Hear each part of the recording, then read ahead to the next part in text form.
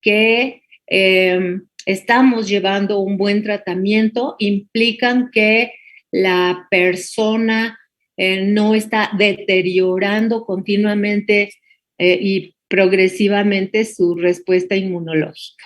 Sus linfocitos T cooperadores se deben mantener y nunca debemos de hacer que bajen. Entonces, con la línea azul, vean ustedes cómo empezaron a disminuir las muertes en miles. Aquí tenemos una estadística de varios años, de varias, inclusive abarca décadas, y hay muchas personas que pueden seguir viviendo con la infección por el VIH en la línea roja, pero desde la introducción de este tratamiento HAART, aquí podemos ver la disminución en la tasa de muertes. ¿Cuáles son los inhibidores de la transcriptasa reversa?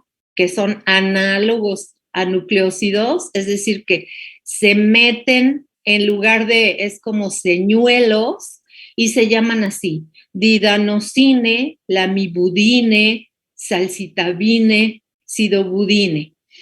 Tienen nombres comerciales que están entre paréntesis y bueno, todos tienen efectos secundarios, excepto Epivir o lamivudina. Le pongo una estrellita porque es así como el de elección y ya ven, todos los tratamientos van a causar náuseas, diarreas, neuropatías, dolores de cabeza, anemias, inflamaciones, etcétera, etcétera. Entonces no es tan fácil que el primer tratamiento sea libre de signos secundarios y además sea efectivo para mantener a las células CD4 positivas.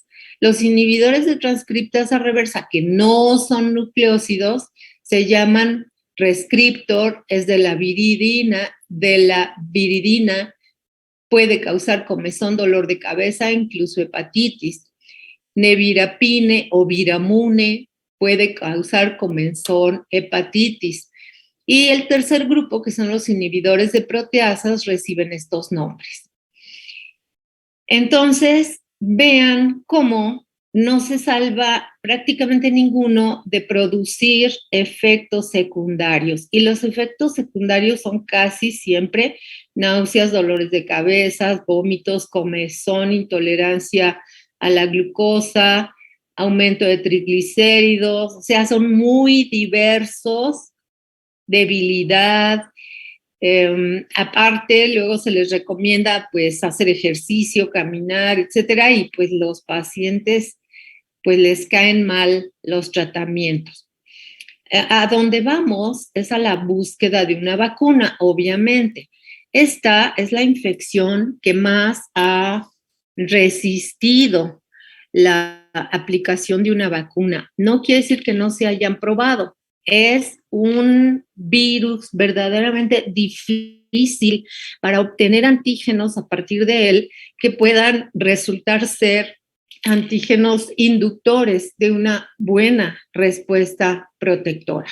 Buscamos una respuesta protectora, porque recuerden ustedes que podemos tener una respuesta de hipersensibilidad, ¿verdad? Como les pasaba a los perritos de los experimentos que acabamos de ver en hipersensibilidad. Y todas estas son las diferentes alternativas que se han probado, desde el virus completo inactivado o el virus atenuado o péptidos sintéticos derivados o copiados del virus, subunidades recombinantes, que quiere decir que se han obtenido por ingeniería genética, introduciendo los diferentes genes en algunos vectores, como pueden ser inclusive plásmidos o Escherichia coli o levaduras, vectores recombinantes virales y recombinantes bacterianos, como decía yo, E. coli, por ejemplo, o levaduras. O la terapia, más bien la búsqueda de segmentos de DNA que directamente pudieran ser antigénicos. Bueno, que el DNA se mete a la célula del huésped, se transcribe, se lee, se traduce y la proteína, de manera similar a lo que estamos viendo con las vacunas para SARS, vamos a poder tener proteínas derivadas de esos DNAs que sean antigénicos, pero lo importante no es nada más que sean antigénicos, sino que produzcan una respuesta protectora. ¿Cuáles son las vacunas que se han utilizado o que se han estudiado para SIDA? Yo nada más les traigo 2 tablitas resumiendo una gran cantidad de intentos que se han hecho y se han visto algunas ventajas y desventajas. Por ejemplo, cuando se han tratado vacunas con proteínas de la superficie viral, ¿cuál es el primer componente que se nos va a ocurrir utilizar como antígeno? Pues la proteína GP120, ¿verdad? Que es la proteína de entrada, que es la proteína que si obtenemos un anticuerpo en contra de ella, pues nos va a bloquear entonces la infección, la entrada del virus a las células huésped. Estas proteínas se usaron como antígeno en varias experimentaciones que se quedaron en fase 1 y en fase 2. En estas fases lo que se examina es la seguridad y tuvieron ciertas ventajas como fue la facilidad de preparar y la seguridad porque no está el virus completo. Pero también tenía desventajas y la principal desventaja es que esos anticuerpos no fueron capaces de reconocer y bloquear a los virus que venían en los pacientes. Entonces, como que había una gran discrepancia entre la proteína de inmunización con el anticuerpo y su efectividad al final. Cuando se usó el virus completo, pero inactivado, obviamente en estas fases estamos trabajando solamente en ratones, teníamos una facilidad en su preparación, pero también había un riesgo, puesto que los virus activos eran los que se tenían que usar para después inactivarlos. Y también se han trabajado con virus artificiales, que también se llaman pseudoviriones, y todos estos pueden presentar las proteínas de manera natural, pero son muy difíciles de producir y son muy inestables. Cuando ven ustedes 3 renglones y 3 colores diferentes, cada uno significa que hubieron simultáneas pruebas, simultáneos experimentos en varios laboratorios a nivel mundial. No quiere decir que nada más un mini grupito lo intentó, no. Son varios grupos diferentes que probaron proteínas, que probaron virus inactivados o que probaron virus artificiales o pseudoviriones. Y después tenemos vacunas que inducen o que indujeron respuesta inmune celular. O sea, ya no estamos hablando de anticuerpos, estamos hablando de una respuesta de tipo T, de citocinas y de células activadas que eran capaces en un momento de ayudar, por ejemplo, a la citotoxicidad para la eliminación de células infectadas. Estas vacunas las vamos a dividir también en 3 grupos. Vacunas con vectores virales, esto se llamó Canarypox, llegó a la fase 2 y se podía controlar la cantidad de proteínas virales, era muy difícil de producir y su respuesta fue moderada. Entonces, casi siempre, el problema no era empezar o no era problema decir, ay, ahora vamos a hacer con esta proteína, ahora vamos a hacer con esta otra manera o con este DNA desnudo, sino el resultado. Donde vemos desventajas es porque en realidad había problemas. Por ejemplo, podíamos tener que el DNA desnudo procedente del virus pudiera ser muy barato, muy rápido y muy fácil de preparar. Sin embargo, había el riesgo de que se insertara en el DNA del genoma humano. Y los péptidos derivados de HIV que también quedaron en fase 1 y se veía que no eran muy buenos inmunógenos, ¿ok? Y pues lo ideal, vacunas que produjeran tanto la respuesta celular como la respuesta humoral. Aquí también se han combinado varios elementos como es la GP120 pura, el vector viral que tenga genes de HIV y se dieron varios estímulos con varias respuestas. Tenía poca efectividad y dificultad en su preparación. El VIH atenuado nunca se probó en humanos, pero sí en primates, y también tenía ventajas y desventajas. Pero ninguna de estas estrategias dio resultado. Bueno, esta imagen lo que nos dice es, este BLP significa se llama virus-like particle, una partícula parecida al virus. Estas BLP van a ser muy usadas, sobre todo actualmente, en muchas vacunas diferentes. Las BLP son pseudovirus, es como de que te hago que te parezcas a un virus, pero no eres un virus porque yo te voy a meter lo que yo quiera. Me refiero a material genético. Entonces las hicieron que pudieran estar presentando las moléculas CD40 ligando. Recuerden que estas moléculas CD40 ligando se pueden unir a células B que tienen el CD40 y de esa manera pueden expander y activar a todas las células que van a dar finalmente lugar a las células plasmáticas que son las productoras de anticuerpos. Pero también estas partículas parecidas al VIH o BPLs, como les quieran llamar, que tienen el ligando de CD40, también expresan el CD4. Esto es para poder tener seguramente una interacción con las células presentadoras y obligar a las células presentadoras, como las dendríticas, a que puedan incorporar a estas partículas, a que las capturen, aunque aquí el tamaño está muy diferente. Obviamente estas BPL o BLP deben ser mucho más pequeñitas que las células dendríticas.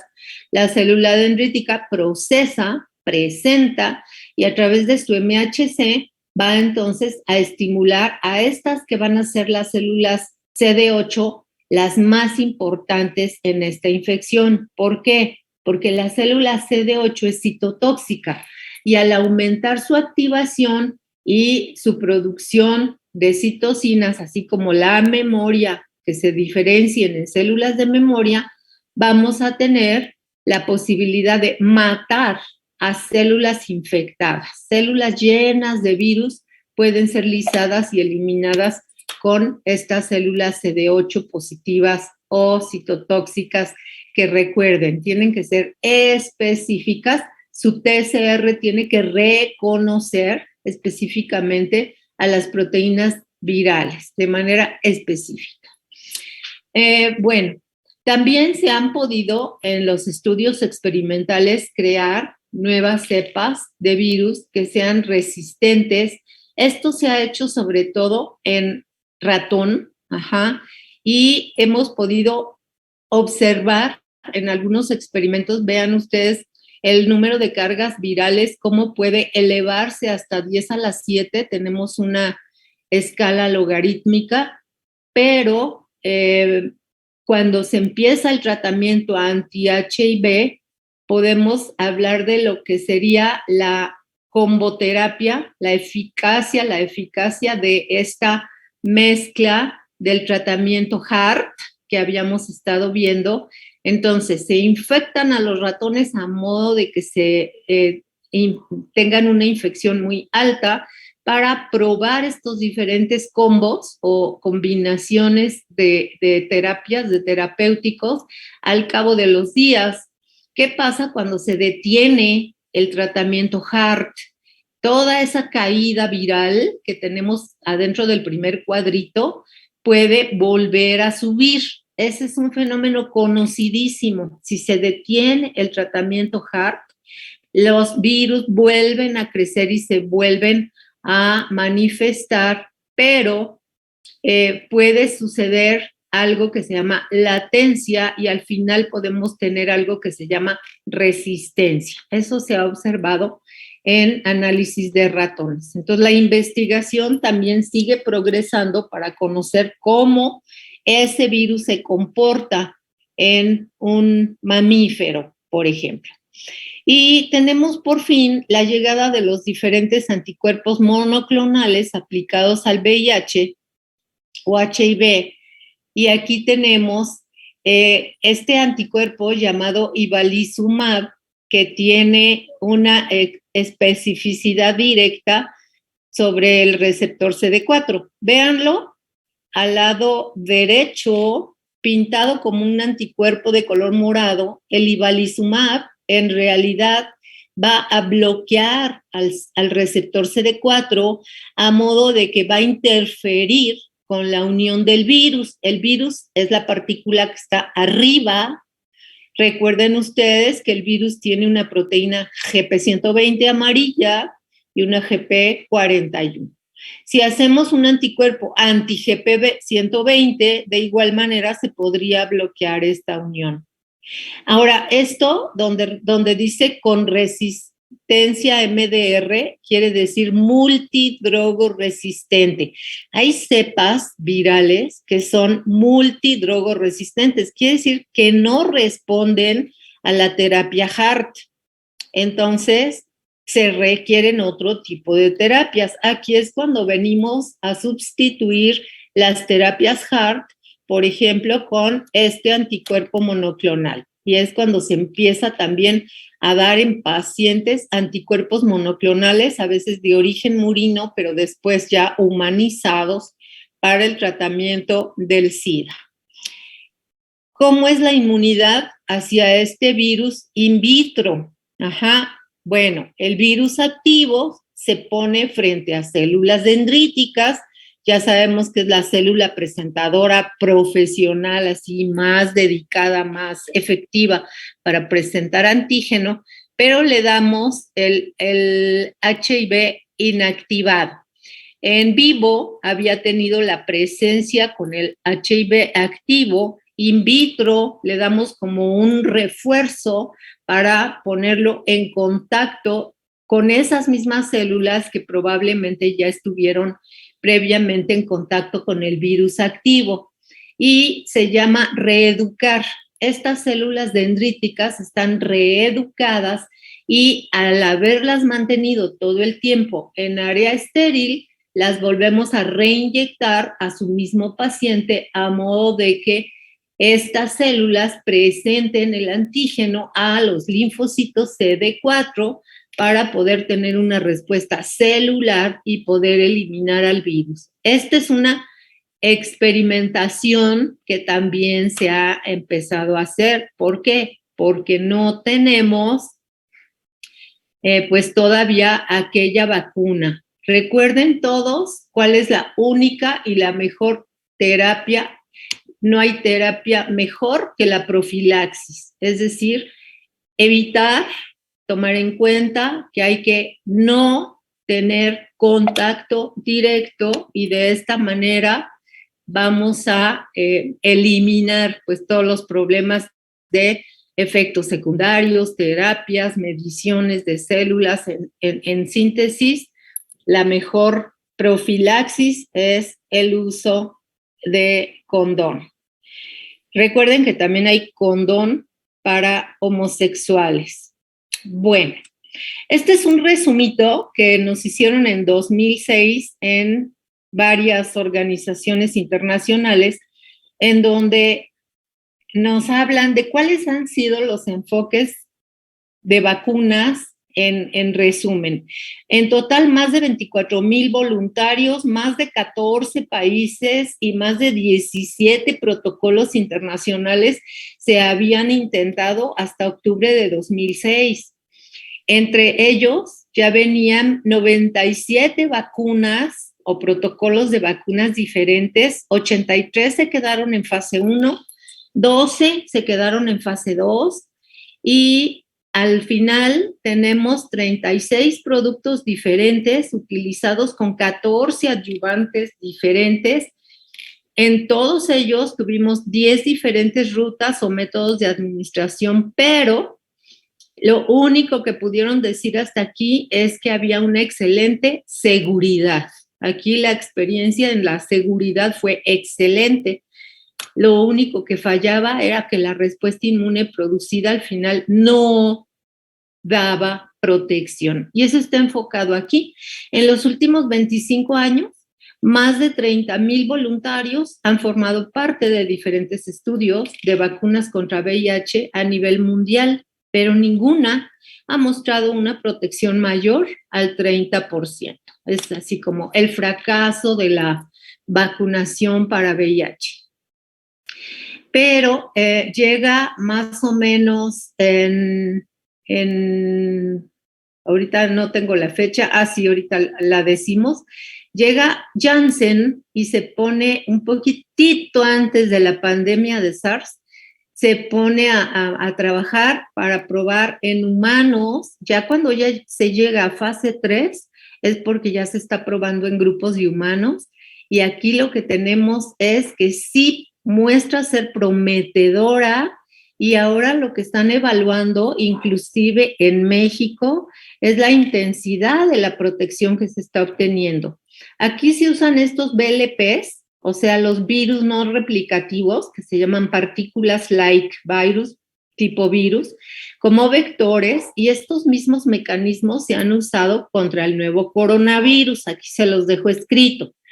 Este ensayo clínico se llama Mosaico. Este estudio Mosaico inició el 11 de diciembre de 2020 por el equipo de investigaciones de una fundación que se llama Huésped, que aplicó su primera dosis en Argentina. Esto se está llevando a cabo en hospitales y clínicas también en México. Y aquí tenemos la participación voluntaria de personas que quieran formar parte de la prueba de esta vacunación. Hay otras clínicas en otras ciudades, como son ciudades en Brasil, Italia, Perú, Polonia, España, Estados Unidos, y en total se pretende reclutar a 3,800 voluntarios para llevar a cabo esta prueba, esta gran experiencia. Se busca probar entonces la efectividad en colaboración con esta red de protocolos para la vacuna HIV, y en donde se buscan hombres solamente entre 18 y 60 años, pero que sí tengan relaciones